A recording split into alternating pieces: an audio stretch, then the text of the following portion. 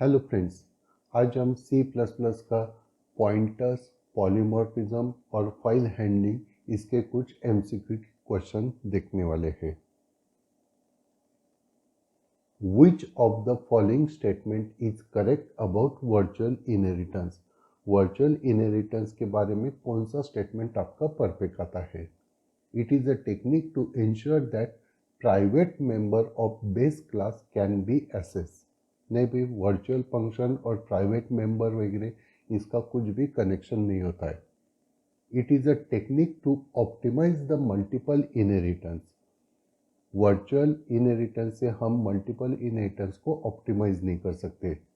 It is a technique to avoid multiple inheritance. Multiple inheritance को avoid करना वगैरह ये कंसेप्ट आपका वर्चुअल इनहेरिटेंस का नहीं होता है। It is a C++ technique to avoid multiple copies of base class into derived और child class.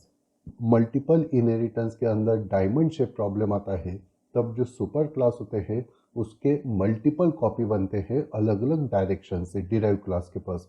तो वो मल्टीपल कॉपी को कंट्रोल करने के लिए आपका वर्चुअल इनहेरिटेंस का यूज होता है।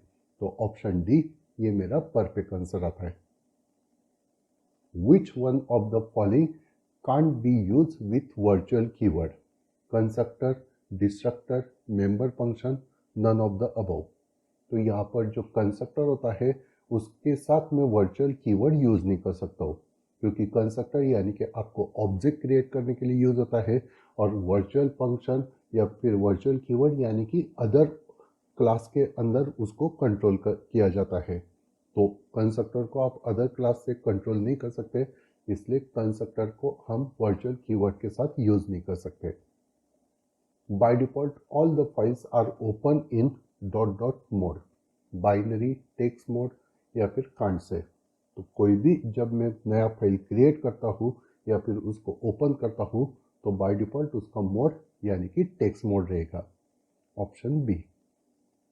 An operator function is created using dot dot keyword. Iterator, allocator, constructor, operator. Operator function अगर मुझे क्रिएट करना है तो मुझे ऑपरेटर ये कीवर्ड यूज करना पड़ता है। Option D. If class contain pure virtual function then it is term as virtual class, seal class, pure local class, abstract class. आपको पता है अगर किसी भी क्लास के अंदर एखादा अगर आपने प्योर वर्चुअल फंक्शन डिक्लेयर किया है तो वो जो क्लास होता है वो आपका एब्स्ट्रैक्ट क्लास कहा जाता है और वो एब्स्ट्रैक्ट क्लास के सारे रूल्स फॉलो करता है, यानी कि ऑप्शन डी ये आपका आंसर आता है। When virtual function is redefined by derived class it is called overloading, overriding, rewriting, all of this. तो जब भी मैं अगर डिराइव क्लास के अंदर वर्चुअल फंक्शन को रीडिफाइन करता हूँ तो वो जो कंसेप्ट होता है वो आपका फंक्शन ओवरराइडिंग, यानी कि option B. Which of the following statement are correct? It is not possible to combine 2 or more file opening mode in open method. Yes दोस्तों, ओपन मेथड में हम 2 या 2 से ज़्यादा फाइल को कंबाइन नहीं कर सकते। यह आपका स्टेटमेंट ट्रू है। आप ओपन मेथड के अंदर एक ही फाइल को ओपन कर सकते हैं। It is possible to combine 2 or more file opening mode in open method. नहीं भाई, पहले का ही ये कॉन्ट्रा स्टेटमेंट है, ये तो आपका गलत है क्योंकि आप एक ही फाइल को ओपन मेथड से यूज कर सकते हैं। iOS in, iOS out are input and output file opening mode respectively. Yes, in mode ये आपका रीडिंग के लिए यानी यूज होता है, यानी कि इनपुट ऑपरेशन के लिए, और आउट मोड ये जब फाइल को आप आउटपुट फॉर्मेट में यूज करते हो तब ये मोड यूज होता है। यानी कि ऑप्शन फर्स्ट और ऑप्शन 3 ये आपके परफेक्ट स्टेटमेंट आते हैं। First and third perfect statement है, यानी कि आपका ऑप्शन ए ये मेरा परफेक्ट आंसर हो गया। Which of the following method can be used to open file in file handling? Using open, constructor method, destructor method, both A and B. तो यहाँ पर मैं अगर मुझे कोई फाइल को ओपन करना है तो मैं ओपन फंक्शन से भी फाइल को ओपन कर सकता हूँ या कंस्ट्रक्टर से भी मैं फाइल को ओपन कर सकता हूँ। यानी कि ऑप्शन ए और ऑप्शन बी दोनों आपके परफेक्ट है, इसलिए आपका आंसर होता है option D, both A and B. Choose the right option, string star x, y. x is a pointer to string, y is a string. Yes, ये आपका पहला ही स्टेटमेंट आपका परफेक्ट आता है। x के पहले मैंने स्टार ऑपरेटर यूज किया है, यानी कि x आपका पॉइंटर ऑपरेटर हो गया जो आपको स्ट्रिंग को पॉइंट करेगा, और y आपका एक नॉर्मल स्ट्रिंग वेरिएबल होता है। y is pointer to string, x is a string. नहीं भाई, y आपका पॉइंटर टू स्ट्रिंग नहीं रहेगा। Both x and y are pointer to string. नहीं, सिर्फ x ही आपका पॉइंटर टू स्ट्रिंग है, y is pointer to string. नहीं, ये भी आपका स्टेटमेंट गलत है, यानी कि ऑप्शन ए ये मेरा परफेक्ट आंसर आता है। Which of the following is correct way to declare pointer? int star ptr, int ptr, int m% ptr, all of above. अगर मुझे किसी भी वेरिएबल को पॉइंटर वेरिएबल क्रिएट करना है तो उस वेरिएबल के पहले मुझे एस्ट्रिक यानी कि पॉइंटर ऑपरेटर यूज करना पड़ेगा। तो ऑप्शन ए ये आपका परफेक्ट स्टेटमेंट होता है। What will be the output of this program? Program को अच्छी तरह से देखो। एक फाइल का मैंने एक पॉइंटर क्रिएट किया है, एक मैंने स्ट्रिंग क्रिएट किया है जो आपका 1024 कैरेक्टर होल्ड कर सकता है। fp equal to f open find.txt reading mode के लिए।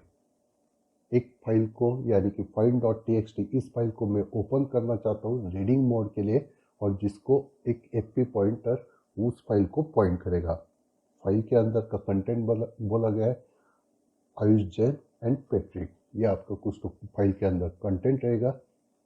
उसके बाद मैंने लिखा x ऑफ 0, जो x मैंने स्ट्रिंग क्रिएट किया है उसके 0 पोजीशन के कैरेक्टर में मुझे स्टोर करना है गेट सी fp।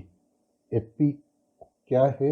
आपके फाइल जो है उसको स्टार्टिंग लोकेशन को ये पॉइंट कर रहा है, यानी कि x ऑफ 0 यानी कि fp जो है वो आपका स्टार्टिंग जो पॉइंट रहेगा, यानी कि ये जो फाइल के अंदर जो कंटेंट है अभी fp ये a यानी कि फर्स्ट कैरेक्टर को पॉइंट करेगा। Seek f6 fp, 0 seek and. ये जो f6 का मतलब होता है कि आपका जो फाइल पॉइंटर है जो करंटली ए को पॉइंट कर रहा है उसको मूवमेंट करने के लिए मैं कहाँ पर मूवमेंट कर रहा हूँ? fp पॉइंटर को सीक एंड यानी कि फाइल के एंड पोजीशन पे मूव कर रहा हूँ, और वहाँ से 0 पोजीशन यानी कि अभी जो फाइल पॉइंटर है वो आपके लास्ट कैरेक्टर को पॉइंट करेगा। f6 fp -7 सीक कर, इसका मतलब होता है जो अभी सीक करंट, अभी जो करंट पोजीशन पे फाइल पॉइंटर कहाँ पर है? fp लास्ट पोजीशन पे, उससे मुझे उसको 7 बाइट पीछे लाना है, यानी कि 7 पोजीशन पीछे लाना है। ये आपका कैरेक्टर स्ट्रिंग का फाइल रहेगा, यानी कि वो आपका 7 कैरेक्टर पीछे आएगा, यानी कि के से E E T A R P, P की पोजीशन पे आपका कैरेक्टर पोजीशन चला जाएगा। आगे मैंने लिखा F get S, F get S यानी कि जो आपका फाइल पॉइंटर है वहाँ से मुझे कुछ स्ट्रिंग को रीड करना है। जो मैं रीड करूँगा वो मुझे एक्स ये जो स्ट्रिंग है उसके अंदर सेव करना है। कितना कैरेक्टर मुझे रीड करना है? 6 कैरेक्टर मुझे रीड करना है। कहाँ से रीड करना है? जहाँ पर आपका fp पॉइंटर है। fp पॉइंटर आपने 7 बाइट पीछे यानी कि p पे है अभी करंटली आपका fp पॉइंटर, तो p से 6 कैरेक्टर में रीड करने वाला हूँ। PRATE, ये आपका 6 कैरेक्टर यानी कि वो एक्चुअली 5 कैरेक्टर ही कंसिडर करेगा, तो आपका PRATE इस वजह से आपका डेटा एक्सेप्ट करेगा, यानी कि x के अंदर PRATEE ये आपका डेटा एक्सेप्ट करेगा, और वो डेटा मैं पुट s से शो करो यानी कि PRATE ये मुझे डेटा शो करेगा। ऑप्शन डी ये मेरा आंसर आता है। Which of the following option correctly explain the concept of polymorphism? आपको पता है पॉलीमॉर्फिज्म 2 टाइप के पॉलीमॉर्फिज्म होते हैं, compile time polymorphism, run time polymorphism. Compile time polymorphism का कॉन्सेप्ट क्या होता है कि आपका जो फाइल का नाम है वो आपको सेम होना चाहिए। जस्ट उसके अंदर की जो पैरामीटर है उसका डेटा टाइप डिफरेंट हो सकता है या नंबर ऑफ पैरामीटर डिफरेंट हो सकते हैं। तो फाइल का नाम तो मुझे सेम होना चाहिए। तो ऑप्शन ए में मुझे फाइल का नाम सेम है, पैरामीटर डिफरेंट है। ओके चलेगा। ये आपका कंपाइल टाइम पॉलीमॉर्फिज्म का कॉन्सेप्ट होता है। यहाँ पर फाइल का नाम भी सेम है और आपके फंक्शन के पैरामीटर भी सेम है। तो जब फंक्शन का नाम और पैरामीटर सेम होता है तो उसको हम ओवरराइड फंक्शन बोलते हैं, जो आपका रन टाइम पॉलीमॉर्फिज्म का कॉन्सेप्ट होता है। ऑप्शन सी में फंक्शन का नाम ही डिफरेंट है। जब आपका फंक्शन का नाम ही डिफरेंट होता है तब वो कोई भी टाइप का पॉलीमॉर्फिज्म नहीं होता है। यानी कि ऑप्शन ए और ऑप्शन बी दोनों ऑप्शन बराबर है। ये आपका कंपाइल टाइम पॉलीमॉर्फिज्म का एग्जांपल आता है, ये आपके रन टाइम पॉलीमॉर्फिज्म का एग्जांपल है। यानी कि ऑप्शन ए और ऑप्शन बी दोनों ऑप्शन परफेक्ट है। यानी कि मेरा आंसर होता है option D. Which stream class is only write on files? कौन सा स्ट्रीम क्लास सिर्फ हमें फाइल के अंदर मुझे राइटिंग करना है तो यूज होता है? O F stream, I F stream, I O stream, F stream. F stream input output दोनों ऑपरेशन के लिए यूज होता है। आई ओ स्ट्रीम फाइल के लिए यूज नहीं होता है। आई एफ स्ट्रीम सिर्फ रीडिंग मोड के लिए यूज होता है। अगर मुझे फाइल पे राइटिंग करना है तो मुझे ओ एफ स्ट्रीम यानी कि ऑप्शन ए ये मेरा आंसर आता है। Which of the following statement can be considered as true about virtual function in C++? In general, virtual functions are those functions that can be overridden in the derived class with the same signature. ये आपका perfect statement है। Virtual function जो है जहाँ पर आपका same signature होता है फंक्शन का, यानी कि फंक्शन का नाम फंक्शन के पैरामीटर दोनों एग्जैक्टली सेम है, तब मैं ये कंसेप्ट यूज करता हूँ। तो ऑप्शन ए परफेक्ट है। Virtual function enable run time polymorphism in inheritance hierarchy. Yes दोस्तों, वर्चुअल फंक्शन से मैं रन टाइम पॉलीमॉर्फिज्म यूज कर सकता हूँ। Both A and B, yes perfect. दोनों ऑप्शन यानी कि ऑप्शन ए और ऑप्शन बी दोनों स्टेटमेंट आपके परफेक्ट है। यानी कि आपका आंसर आता है option C, both A and B. What is the correct statement about operator overloading in C++? Only arithmetic operators can be overloaded. Associated and precedence of operators does not change. Precedence of operator are changed after overloading. Only non-arithmetic operator can be overloaded. तो यहाँ पर अगर आप अच्छी तरह से check करोगे, जब मैं C++ के अंदर ऑपरेटर ओवरलोडिंग करता हूँ तो उसके कुछ रूल्स होते हैं।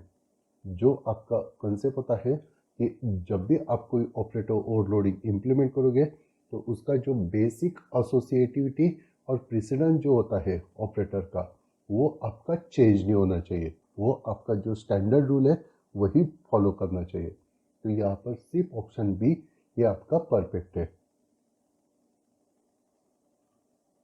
What is the output of this program? Program को अच्छी तरह से देखो। iostream.h, string.h हेडर फाइल मैंने यूज किया। मेन के अंदर फाइन और कोर्स दो मैंने कैरेक्टर वेरिएबल यूज किए। एंटर अ वर्ड, यूजर से मैं पूछ रहा हूँ कोई तो वर्ड एंटर कर। scene.get, गेट आपका फंक्शन होता है जो आपका कोई तो कैरेक्टर सिंगल कैरेक्टर एक्सेप्ट करने के लिए यूज होता है।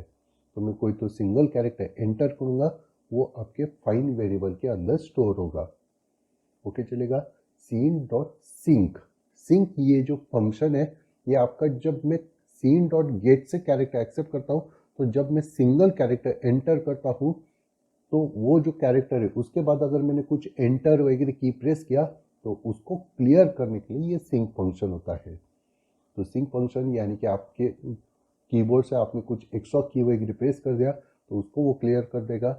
उसके बाद मैंने फिर से लिखा कोर्स इक्वल टू scene.get, फिर से गेट फंक्शन आपका सिंगल कैरेक्टर एक्सेप्ट करेगा और वो कोर्स वेरिएबल के अंदर सेव कर लेगा। और बाद में मैं लिखता हूँ फाइन का वैल्यू शो करो और कोर्स का वैल्यू शो करो। ये आपका रेगुलर कंसेप्ट आएगा। जो भी मैंने दो कैरेक्टर डाले थे, फर्स्ट कैरेक्टर फाइन के अंदर, सेकंड कैरेक्टर कोर्स के अंदर, वो आपके फाइन और कोर्स का जो भी कैरेक्टर है वो आपको डिस्प्ले हो जाएगा। तो return find to character, return find to letter and number from the enter word. जो भी आपने डेटा एंटर किया है, फिर वहाँ पर कोई 2 लेटर होंगे या फिर कोई 2 नंबर भी हो सकते हैं। कीबोर्ड से आप कुछ भी टाइप कर सकते हो, अल्फा न्यूमेरिक वैल्यू, तो वो आपको डिस्प्ले कर देगा, वो आपको आउटपुट पे शो कर देगा। यानी कि ऑप्शन सी ये मेरा आंसर होता है। Using friend operator function following perfect set of operators may not be overloaded. कुछ ऑपरेटर्स होते हैं जो आप ऑपरेटर ओवरलोडिंग में इंप्लीमेंट नहीं कर सकते हैं। साथ में कुछ एक्स्ट्रा ऐसे ऑपरेटर होते हैं जब मैं फ्रेंड फंक्शन और विदाउट फ्रेंड फंक्शन 2 तरीके से ऑपरेटर ओवरलोडिंग कर सकता हूँ। लेकिन फ्रेंड फंक्शन से अगर मुझे ऑपरेटर ओवरलोडिंग करना है तो कुछ एक्स्ट्रा ऑपरेटर होते हैं जिसको मैं फ्रेंड फंक्शन के साथ भी यूज़ नहीं कर सकता हूँ। जिसमें कुछ ऑपरेटर होते हैं equal to operator, round bracket operator, square bracket operator और एरो ऑपरेटर। ये जो 4 ऑपरेटर है इसको मैं रेगुलर वे से तो इम्प्लीमेंट कर सकता हूँ ऑपरेटर ओवरलोडिंग में, लेकिन फ्रेंड फंक्शन यूज़ कर रहा हूँ तो उससे मैं ये 4 ऑपरेटर को ओवरलोड नहीं कर सकता हूँ।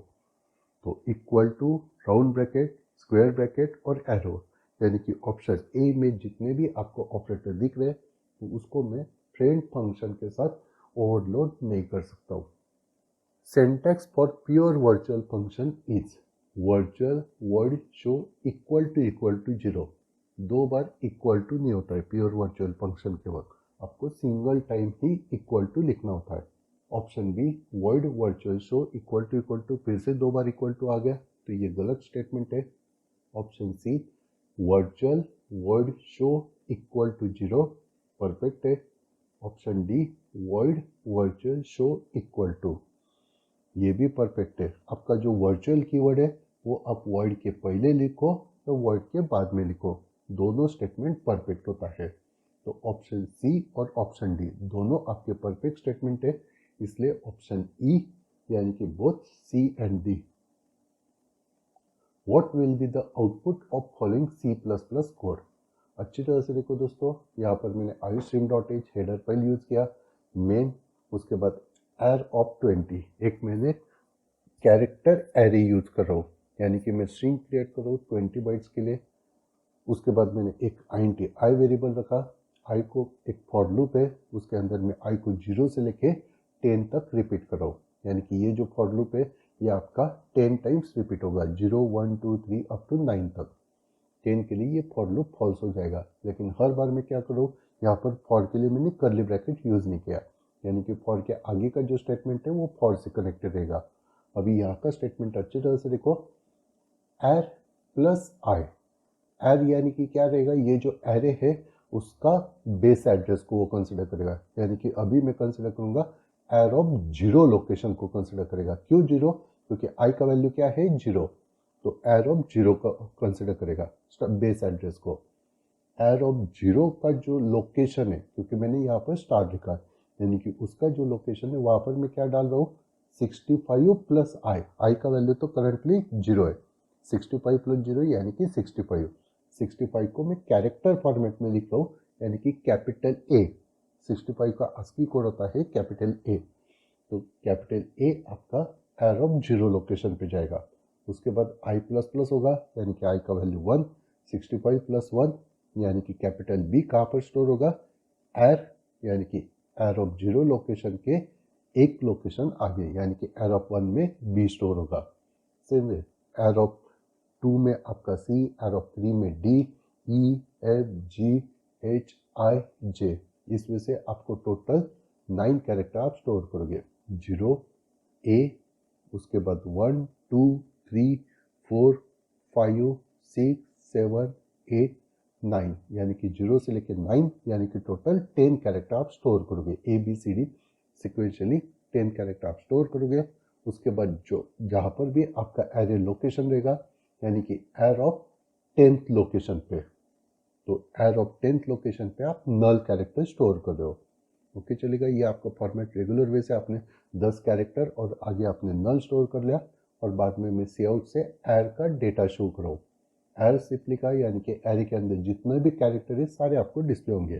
तो एरे के अंदर आपने टोटल 10 कैरेक्टर स्टोर किए, यानी कि ABCDEFGHIJ, ये 10 कैरेक्टर आपको डिस्प्ले हो जाएंगे। यानी कि आपका ऑप्शन होता है, आउटपुट में आपको दिखेगा option A ABCD up to J तक। Which of the following is not used to seek a file pointer? iOS curve, iOS set, iOS end, iOS beginning। तो यहाँ पर iOS set, ये इस नाम से कोई भी आपका सीक फाइल पॉइंटर नहीं होता है। iOS करंट यानी कि आपका जो करंट पोजीशन है वो आपको रिटर्न करता है। iOS end यानी कि आपके फाइल के एंड पोजीशन पे आपको मूव करके लेकर जाता है। iOS beginning यानी कि फाइल के बिगिनिंग लोकेशन पे आपको मूव करेगा। लेकिन iOS set कुछ भी कंसेप्ट नहीं होता है। Which of the following is illegal? int star ip string s star sp equal to 0, int I double star dp equal to m% I int star pi equal to 0। यहाँ पर option C जो दिख रहा है, यानी कि एक मैंने i एक इंटीजर वेरिएबल क्रिएट किया और dp एक मैंने डबल पॉइंटर है जिसमें मैं इंटीजर जो i वेरिएबल है उसका एड्रेस में डबल पॉइंटर के अंदर स्टोर कर रहा हूँ। तो ऐसे कंसेप्ट पॉसिबल नहीं होता है। आप इंटीजर वेरिएबल का एड्रेस मुझे स्टोर करना है तो वो इंटीजर पॉइंटर के अंदर ही मैं स्टोर कर सकता हूँ। इंटीजर का एड्रेस फ्लोट पॉइंटर के अंदर या फ्लोट पॉइंटर का एड्रेस कैरेक्टर पॉइंटर के अंदर ऐसे में स्टोर नहीं कर सकता हूँ। अलग अलग डेटा टाइप का डेटा में एड्रेस सेव नहीं कर सकता हूँ। तो ऑप्शन सी ये मेरा इलीगल स्टेटमेंट है। Which is the correct syntax of defining a pure virtual function?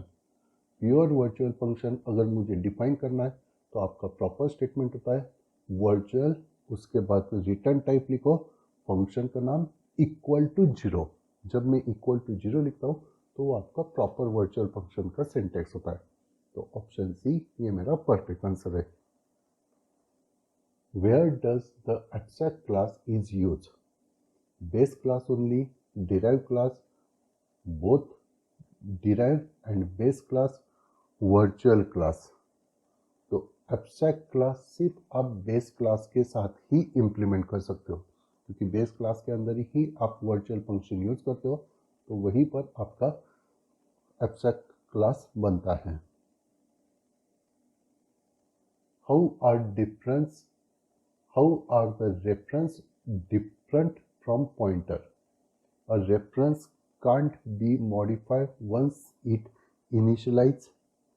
There is no need of extra operator for dereferencing of reference.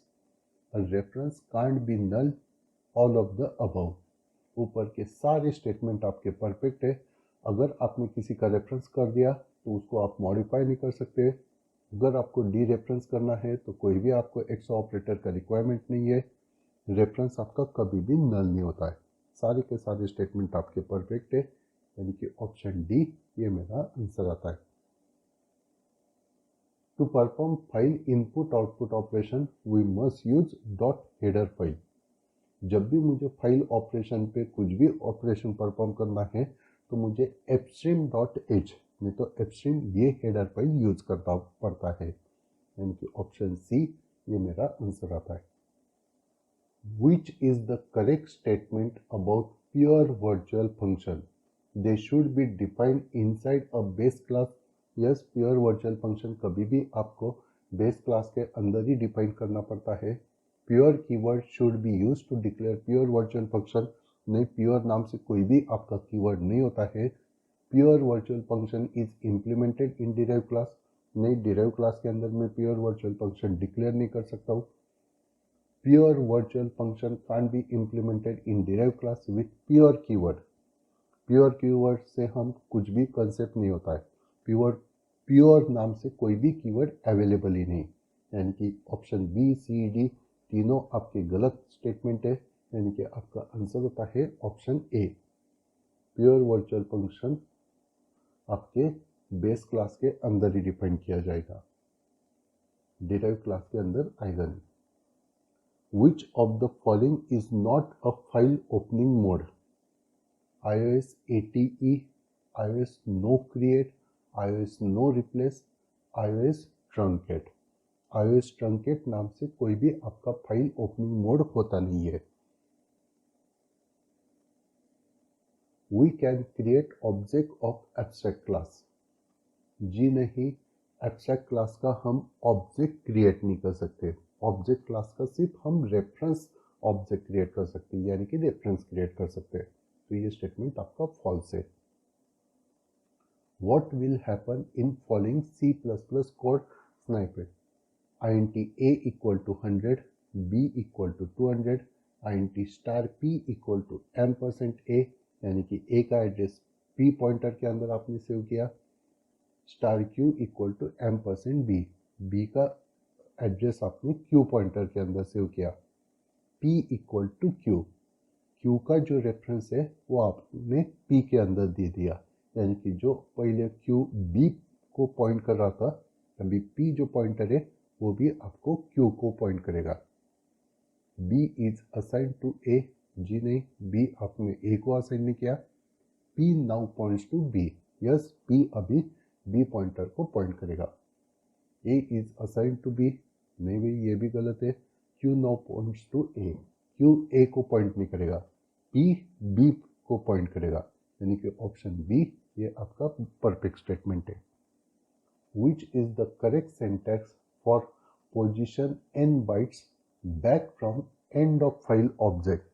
मुझे लास्ट लोकेशन से n बाइट्स पीछे आना है, तो कौन सा फाइल पॉइंटर आपको यूज करना पड़ेगा। अगर एंड से n बाइट्स मुझे पीछे आना है तो आपका iOS एंड ये आपका स्टेटमेंट रहेगा, और उससे पहले मुझे n बाइट्स आना है तो आपको n बाइट्स पहले लिखना पड़ेगा। कितने बाइट्स आपको पीछे आना है ये आपको पहले लिखना पड़ेगा, और बाद में iOS एंड, ये आपका फॉर्मेट रहेगा। यानी कि ऑप्शन सी ये आपका परफेक्ट स्टेटमेंट है, और बीच में 2 टाइम्स कोलन आपको यूज करना होता है, सिंगल टाइम कोलन चलेगा नहीं, यानी कि ऑप्शन सी ये आपका परफेक्ट स्टेटमेंट है। It is not possible to combine 2 or more file opening mode in open method. Yes दोस्तों, ये परफेक्ट स्टेटमेंट है। हम 2 या 2 से ज़्यादा फाइल को ओपन मोड से हम ओपन नहीं कर सकते, यानी कि ये परफेक्ट स्टेटमेंट है। It is true, option A. Which of the following is use for implementing a late binding? Operator function, constant function, virtual function, both A and B. नहीं भाई, अगर मुझे लेट बाइंडिंग का मतलब होता है run time polymorphism, run time polymorphism use करना है तो मैं वर्चुअल फंक्शन से इंप्लीमेंट कर सकता हूँ सिर्फ। तो ऑप्शन सी ये आपका परफेक्ट आंसर आता है। What will be the output of following C++ code? Header file मैंने यूज किया, मेन फंक्शन के अंदर मैंने एक आई वेरिएबल यूज किया। अभी यहाँ पर देखो कैरेक्टर का एक मैं पॉइंटर क्रिएट करो, पॉइंटर एरे। पॉइंटर एरे के अंदर आपका सी का पहले रेफरेंस रहेगा, उसके बाद C++ का स्टार्टिंग एड्रेस रहेगा, उसके जावा का स्टार्टिंग एड्रेस यहाँ पर रहेगा थर्ड लोकेशन पे, और VBA का आपका बेस एड्रेस आपका यहाँ पर फोर्थ लोकेशन पे आपके एरे के अंदर स्टोर है। ओके चलेगा। उसके बाद मैं लिख रहा हूँ कॉन्स्ट कैर स्टार स्टार, यानी कि एक स्टार जब लिखूंगा तो वो स्ट्रिंग को पॉइंट करेगा, और सेकंड स्टार आपका स्ट्रिंग के अंदर जो कैरेक्टर है उसको वो कंसिडर करता है। ओके चलेगा। 4 स्ट्रिंग का डेटा मुझे स्टोर करना है, इसलिए मैंने वो एरे क्रिएट किया, उसके अंदर मैंने एरे ऑफ 0 का एड्रेस स्टोर किया। ओके चलेगा। यानी कि ये PTR ऑफ 0 लोकेशन में C का एड्रेस रहेगा, PTR ऑफ 1 के लोकेशन पे C++, PTR ऑफ 2 के लोकेशन पे जावा, PTR ऑफ 3 के लोकेशन पे VBA। और आगे मैं लिख रहा हूँ PTR of 2, PTR of 0 C, PTR of 1 C++, PTR of 2 यानी कि जावा को ये पॉइंट करेगा। उसके पहले मैंने स्टार लिखा और प्लस प्लस लिख रहा हूँ, यानी कि जावा की करंट लोकेशन को वो पॉइंट करेगा, और आगे मैंने plus plus prefix operator use किया, यानी कि वो एक लोकेशन आगे जाएगा। ये कैरेक्टर पॉइंटर वगैरह चल रहा है, यानी कि वो 1 बाइट से ही आगे जाएगा, यानी कि ए के लोकेशन पे वो आएगा। जे के आगे जो ए कैरेक्टर है उसको वो पॉइंट करेगा, और वहाँ से मैं डेटा शो कराऊँ, उस स्ट्रिंग का कंप्लीट डेटा शो करेगा, यानी कि AVA ये आपको आउटपुट पे शो करेगा, यानी कि ऑप्शन ए ये आपका परफेक्ट स्टेटमेंट है। A pointer can be initialized with null, zero, address of object of same type, all of the above. Yes, हम पॉइंटर को कोई भी तरीके से इनिशियलाइज कर सकते हैं. हम पॉइंटर के अंदर नल स्टोर कर सकते हैं, जीरो स्टोर कर सकते हैं, या खुद का ही एड्रेस स्टोर कर सकते हैं. तो ऑल ऑफ द अबव ये आपका आंसर आता है. Which of the following is correct order involved in the process of operator overloading? Operator overloading मुझे इम्प्लीमेंट करना है तो उसका स्टैंडर्ड प्रोसेस क्या होता है, step by steps. Define operator function to implement required operation में भी ये आपका फर्स्ट स्टेटमेंट नहीं रहेगा. Create a class that define data type that is to be use in overloading operation. ये आपका फर्स्ट स्टेटमेंट रहेगा कि सबसे पहले आपको ऑपरेटर एक क्लास क्रिएट करना पड़ेगा जिसके अंदर आपका वो फंक्शन वगैरह अवेलेबल रहेगा. Declare operator function OP in public part of class. यह आपका सेकंड स्टेप रहेगा कि आपको पब्लिक सेक्शन में आपको एक ऑपरेटर फंक्शन क्रिएट करना पड़ेगा. और लास्ट का आपका स्टेटमेंट रहेगा जो भी आपका ऑपरेटर फंक्शन है उसको इम्प्लीमेंट करो जो भी आपका रिक्वायरमेंट रहेगा. तो ऑप्शन सेकंड स्टेप आपका पहला रहेगा, थर्ड स्टेप उसके बाद काम करेगा और फर्स्ट स्टेप सबसे लास्ट रहेगा, यानी कि सेकंड, थर्ड और फर्स्ट, यानी कि ऑप्शन बी ये आपका परफेक्ट स्टेटमेंट है. A virtual function that has no definition within the base class is called pure virtual function, pure static function, pure constant function, friend function. अगर मुझे base class के अंदर जो भी आपका फंक्शन है वर्चुअल फंक्शन उसके अंदर कुछ भी स्टेटमेंट लिखना नहीं यानी कि उसको एम्प्टी छोड़ना है तो उसको मुझे प्योर वर्चुअल फंक्शन क्रिएट करना पड़ेगा, यानी कि ऑप्शन ए ये आपका परफेक्ट आंसर आता है. Which operator is use to insert data into file? Insertion operator, exception operator, less than operator, none of the above. तो अगर मुझे कोई डेटा इंसर्ट करना है फाइल के अंदर तो मुझे इंसर्शन ऑपरेटर यूज करना पड़ता है, यानी कि option B.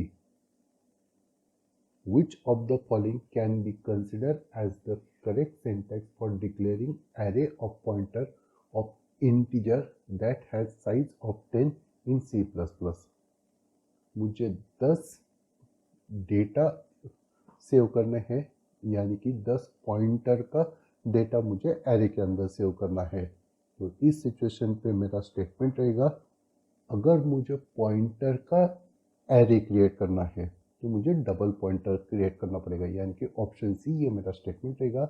int **r equal to new int* of 10, यानी कि ऑप्शन सी ये आपका आंसर आता है. While overloading binary operator using member function, it required ... argument. जब मुझे बाइनरी ऑपरेटर ओवरलोड करना है विदाउट फ्रेंड फंक्शन तब मुझे कम से कम एक पैरामीटर तो पास करना पड़ता है, यानी कि ऑप्शन बी 1 ये आपका आंसर आता है. Find wrong statement about abstract class. We can't create its object, we can't create pointer to an abstract class, it contains at least one pure virtual function, we can create reference to an abstract class. abstract class के अंदर एक तो आपका pure virtual function होना चाहिए, ये आपका perfect है. हम abstract class का reference object क्रिएट कर सकते हैं, abstract class का ऑब्जेक्ट क्रिएट नहीं कर सकते, ये भी आपका स्टेटमेंट परफेक्ट है. We can't create pointer to an abstract class, ये आपका रॉन्ग स्टेटमेंट है. Which of the following true about file *fp? File is a structure and fp is a pointer to structure of file type. File is buffer stream. File is keyword in C for representing files in fp is a variable of file type. File is a stream. तो option A ये आपका perfect statement है. File ये आपका structure है और AP ये pointer है, जो फाइल स्ट्रक्चर को पॉइंट करता है। Option A, which of the following is are pointer to member declaration? Arrow star, period star, scope resolution star, both A and B. तो अगर मुझे पॉइंटर टू मेंबर डिक्लेरेशन करना है तो मेरा कंसेप्ट होता है option C. The void pointer can point to which type of object? int, float, double, all of them mention।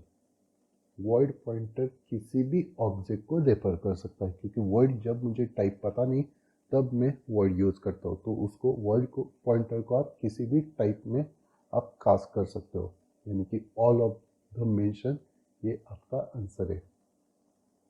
What is size of generic pointer in C? Generic pointer का size या कोई भी pointer का size आपका 2 bytes होता है। Pointer को save करने के लिए आपको 2 बाइट्स का ही मेमोरी लगता है। तो ऑप्शन सी ये आपका आंसर आता है। Which of the following can be used to create an abstract class in C++ programming language? By using pure virtual function in the class, by declaring virtual function in the base class, by declaring virtual keyword afterward the class declaration, none of the above। अगर मुझे abstract class create करना है तो जिस class के अंदर एक pure virtual function होता है उसको हम एब्स्ट्रैक्ट क्लास बात करते हैं। तो मुझे एब्स्ट्रैक्ट क्लास क्रिएट करना है तो मुझे प्योर वर्चुअल फंक्शन का तो रिक्वायरमेंट रहेगा। ऑप्शन ए तो आपका परफेक्ट है। सिर्फ वर्चुअल फंक्शन चलेगा नहीं, उसको मुझे प्योर वर्चुअल फंक्शन भी होना चाहिए, तो ही आपका क्लास एब्स्ट्रैक्ट बनेगा, यानी कि ऑप्शन बी पॉसिबल नहीं है।